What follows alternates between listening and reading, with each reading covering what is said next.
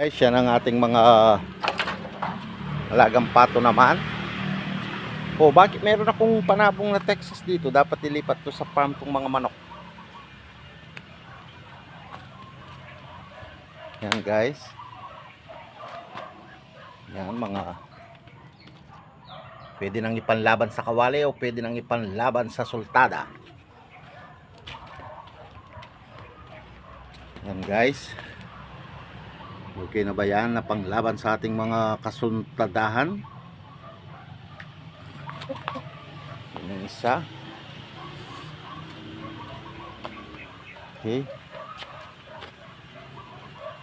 So kailangan ng makaldereta to, hindi makatayo. Kalderetang pato na naman guys. Yan. So ang ating mga lagang mga kapatuan. Yan guys. Punta naman tayo sa farm. Makakaldereta na natin yan mamaya guys.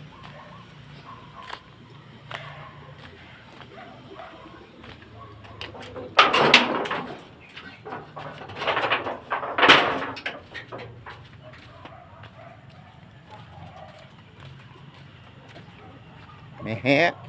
Me. Me. Busog ang mga kambing, wala sila. Mehe.